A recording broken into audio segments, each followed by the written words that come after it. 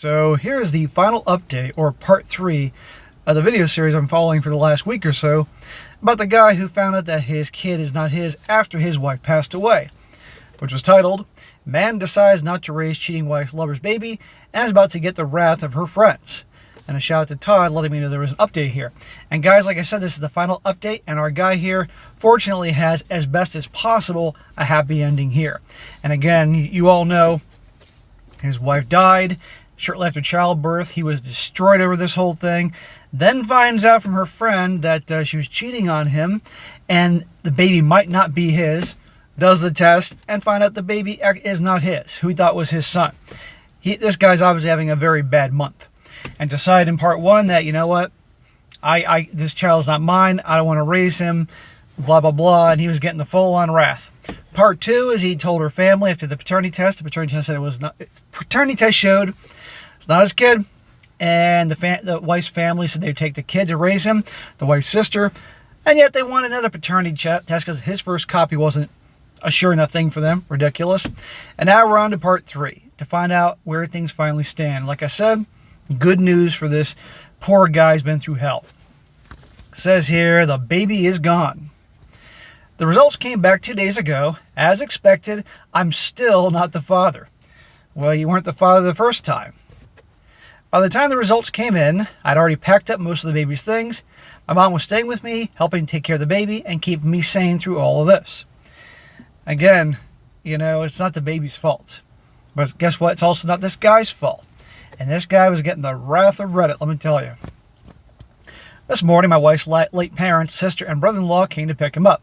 The handover was smooth, except for a snarky comment from my wife's sister. She said I seemed a little too eager to let the baby go. I didn't respond. There was no point to let it sting.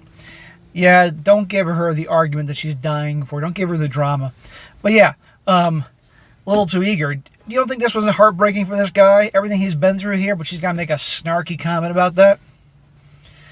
Despite that, my in-laws, her parents, were supportive throughout the process and told me going no contact would be the best for everyone involved, and I agreed. It's painful, but I think it's the right choice. I hugged them goodbye, and they left. They're good people, and I'll miss them. Yeah.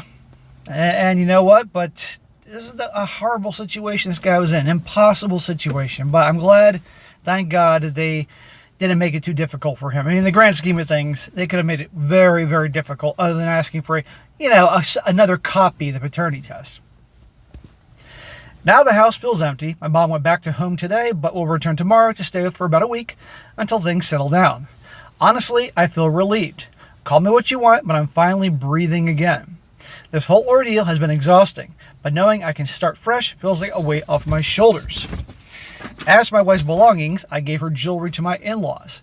They didn't want anything except a few trinkets and pictures, so they told me I could sell or donate the rest. I haven't decided what to do with it yet, but I'll figure it out. Now, listen to this part. He says, I didn't respond to comments on my last post because the hate was overwhelming, and I was exhausted. My DMs were flooded with some of the most vile messages imaginable just because I chose not to raise a child that isn't mine and conceived through infidelity. I'm sure nobody here is surprised. The most vile message you can imagine. And these are all people that have no idea what this guy's going through. You know, they're saying, well, if that was me, I would have adopted him and da-da-da-da, or I would not adopt, I would have taken him in regardless. It's like these people don't know. It's amazing to me. I mean, these are like the same people. Like, go back in time to 1997 when the movie Titanic came out.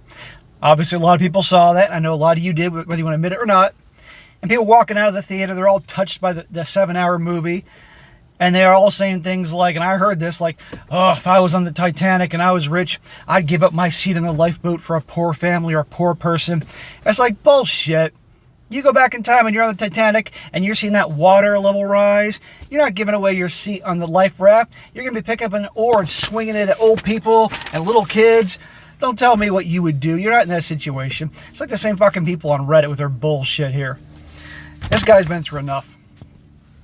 Anyway, he says here, for now, I'm taking a break from dating and focusing on myself. Good, bro. That's what you got to do. Maybe I'll just buy a bike and get back into riding, or hit the gym again. I need to move forward. I'll be keeping this account open for about a week before I delete it. Thanks again to those that took the time to support or challenge me. It's been one hell of a journey. Well, bro, I'm so sorry what you've gone through. Not that he's going to see this. And I truly do wish you the best. Yes, join a gym or get a bike. Get out. A bike's a good idea. If you're in a climate that you can be outside most of the year, get out to fresh air and get in nature on some bike trails or something. You'll feel good. You're exercising, being out in nature, and you take it one day at a time. Because his life was destroyed on so many fronts, you know? But guess what? He's a phoenix. He's going to rise from the ashes and be okay. He's never probably going to trust anybody the same again, but for the most part, he'll be okay. And that's what I encourage all you guys who are going through hell. You know, like the saying, something like Winston Churchill said, you're going through hell, keep going. Something like that, you know.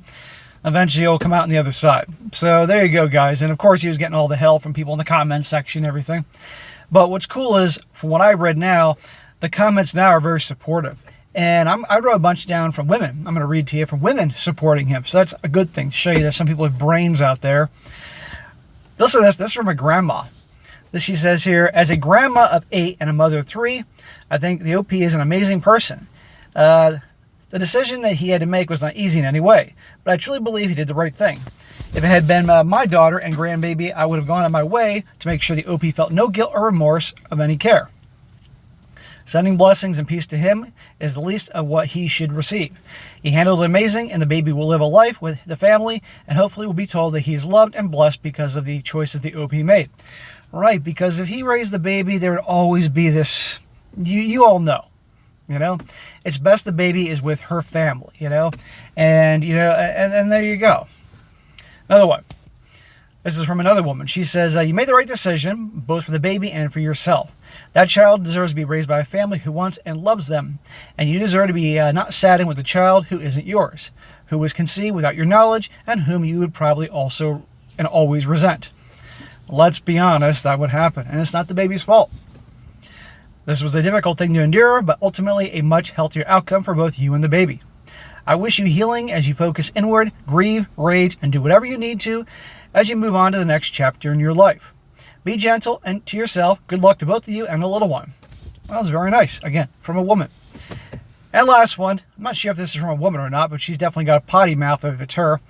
She said, he or she says, whoever the mystery person says, because I can't tell by their fucking handle, says, fuck those who gave you abuse. You have every right to cut ties and start fresh everywhere. Both you and the child are innocent parties and all this, and neither of you deserve to be in that position. You show no real connection to the baby. He's not yours, and the family have him now. With him being a tiny baby, he isn't likely to remember anything, and he'll grow up having his biological family around him. That will be his life and all he'll ever know. Well, there you go. You, in the meanwhile, are fortunate enough to get a completely clean break and walk away from this utter shit show of your late wife's making. All the best moving forward. I wish you well. Definitely not the a-hole. Amen. So there you go, guys. The ending that you guys were hoping for. There ain't going to be a part 4 to this unless, I don't know, he finds out there's another kid out there or something like that, which I doubt. So there you go, guys. Good to hear this one, really. So, sir, if you're out there and you see this video, you never know. I'm sorry what you went through, but you're a tough guy, and you get a fresh, clean slate, and take it one day at a time. You're going to be all right.